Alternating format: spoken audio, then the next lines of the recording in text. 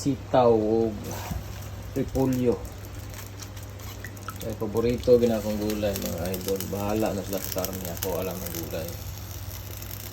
Kaya balubo mo kung saka hindot sa lawas ng gulay mga idol.